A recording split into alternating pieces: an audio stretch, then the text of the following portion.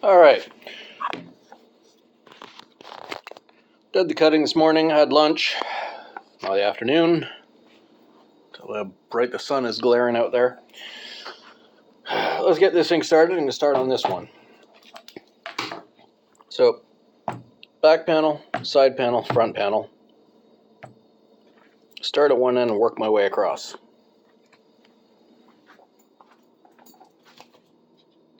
As I had said previously, these are not lined. And I'm not sure what kind of thread I'm going to use because they are all top stitched. Tell you what, I'll pull this off, put on some black. It took me a while to find a cone of black that doesn't break. So, cone of black. What I have found, odd thing about running a machine like this,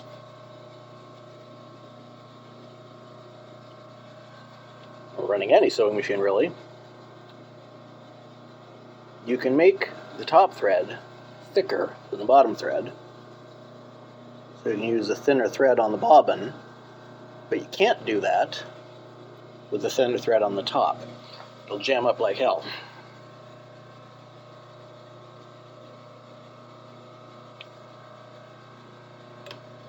You get to see me thread this thing now, which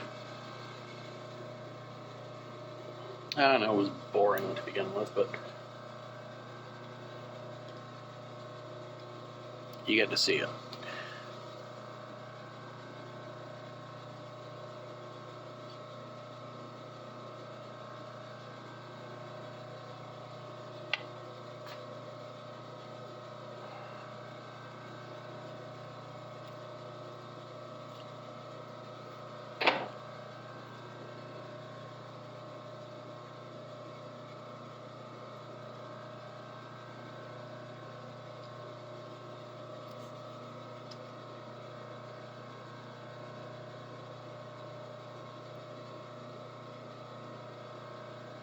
Come on, get in there, you cocksucker. There we are. Thread through the threading tool through the needle. Ready to go. So as in most things, we start at the top. Now, something that I'm going to point out, always mark your pieces. Put a little squiggle there to mark where the back edge is. So you can tell generally by the shape of them. Back edge always has a little mark on it. In case I forget, in case I'm not paying attention, back edge has a mark on it. So, this edge connects to this edge. We're starting at the top.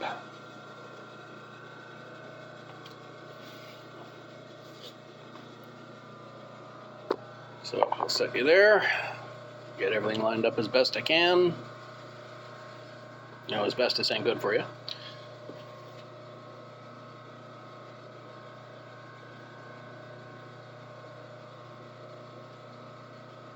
Half an inch lines up with that corner.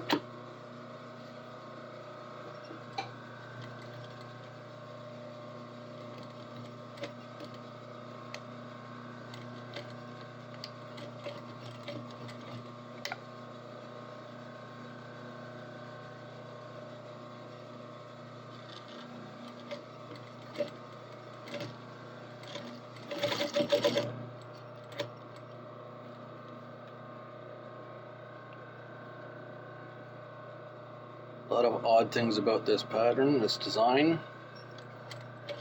I can't actually say this is my design. So it was originally, the original version of this was designed for a film in 2017, 2018, I think. For a kids movie that I worked on. Let's see, what's the date? Yeah, 2017. The character was Madame Pong. The movie was Aliens Ate My Homework. And the actress was actually a friend of mine, Tristan Risk.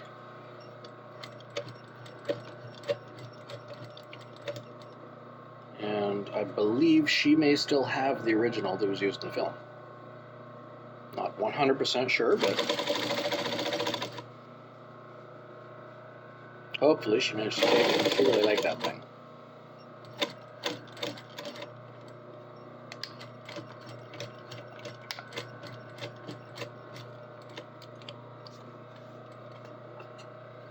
So there, this first row.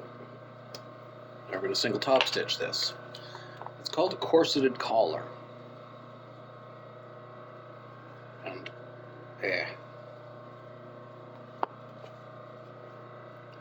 there is no boning in it. It stands on its own. It's rigid because the shape and the material. Closest thing to boning are these ribs created.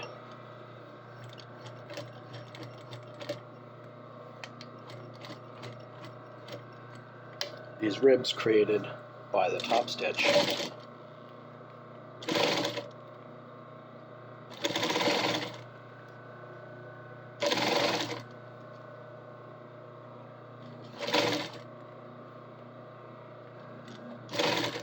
The curves of it make it stand up.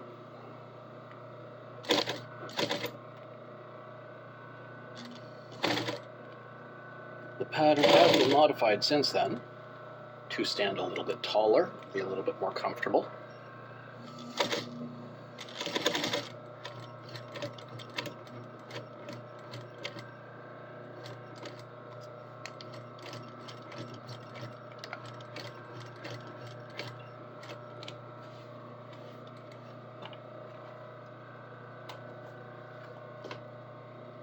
But it's very, very similar to the way it was first made. As you can see, that's the closest thing there is to boning, is just that rib. Makes a curve. Allows it to stand up on its own. Next step.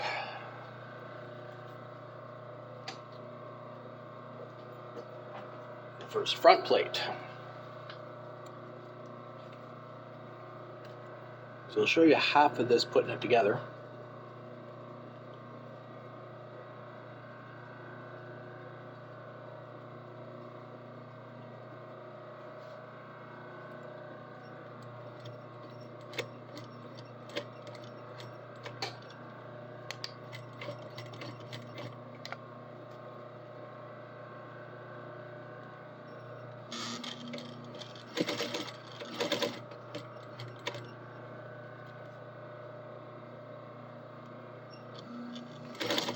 These curves, especially at the bottom, make things a little odd, but what they do is they build a human shape. See, this sits on the collarbone. The big curve back here sits across the back of the shoulder.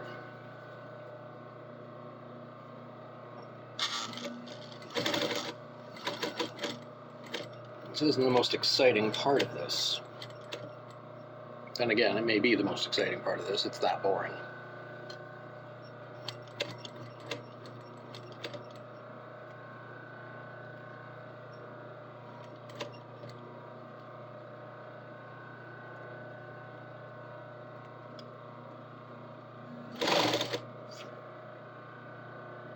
The reason I'm not doing something like, I don't know. The reason I'm not doing something like cutting slits in the curve to make it sit flat is I don't want it to sit flat.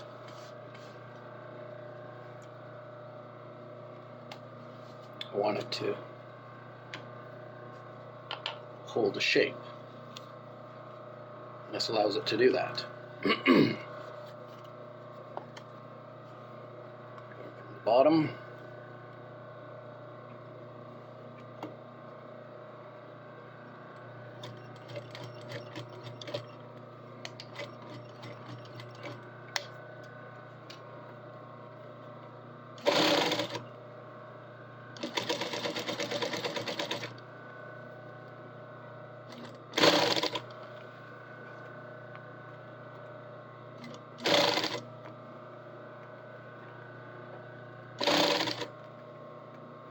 It does turn out a rather small piece, but these are one size fits all. Believe it or not, the size of your neck don't matter, this will fit. It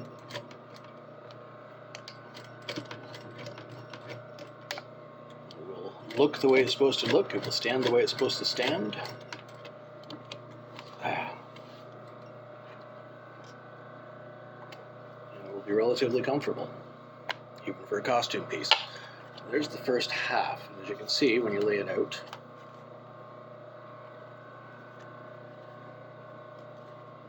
that curves down over the shoulder, like so. The body out, it stands almost completely flat.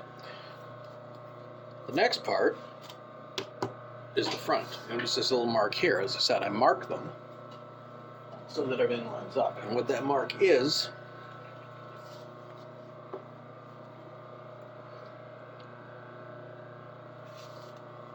where the stitching ends. So line these both up, because this one is a little different.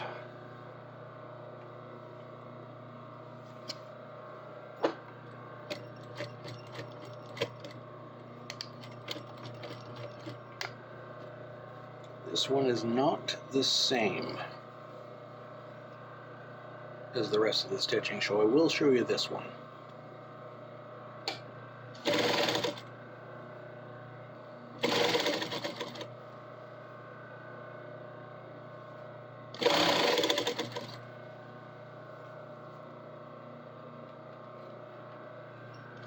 That ends there. 1, 2, 3. 1, 2, 3.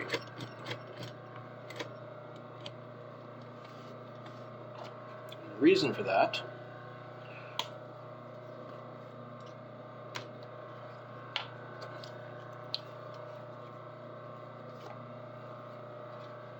is that big opening is where your head goes.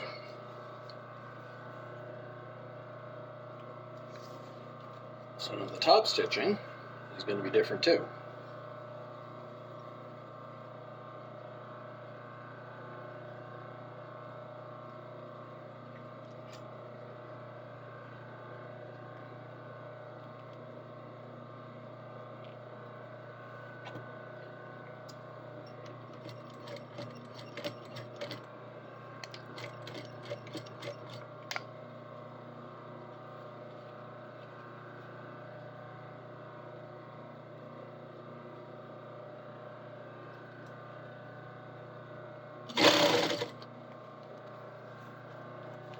It's all the way up in there.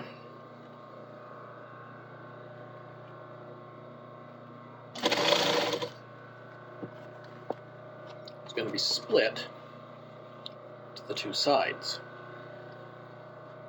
So the top stitch will go down, across, and back up.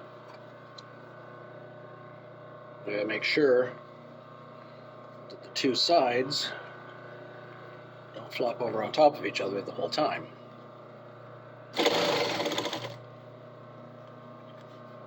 Split them.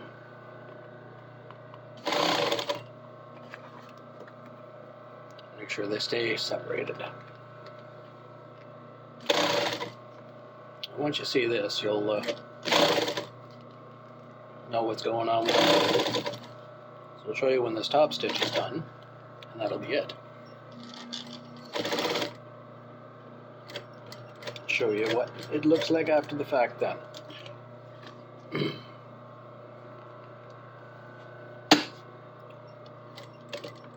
Here's something. When you're doing a cross like this, one stitch, two stitches brings you straight to the middle.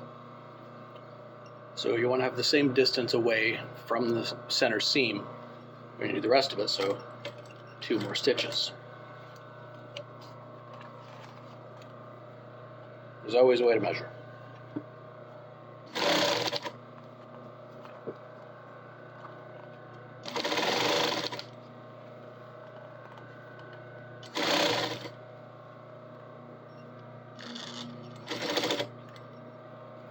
there. We want that to be there, 1/2 inch. We know this isn't a straight line, so that's why I got to keep checking.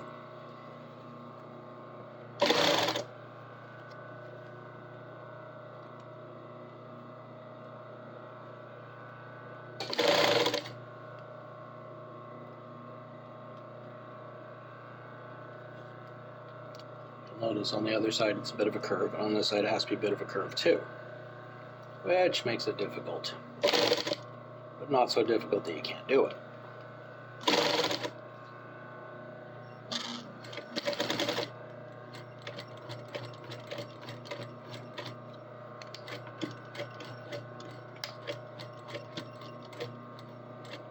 Alright, so that's how much stitching I'm showing you on this part. Cut that off, cut this off. Let's see it on the table.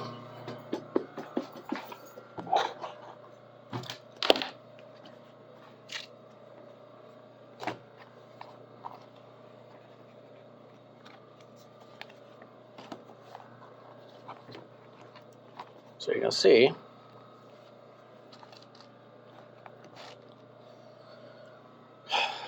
that's where your head sits. The reason it flares out of the top like that is that will go up and wrap around about the level of your ears. So it will cover a portion of your cheekbones. That is the start. I'm going to finish putting that one together. I'm going to stitch the rest. The next step after that is going to be the zippers. So I'll do a list, and then I'll point you at the zippers.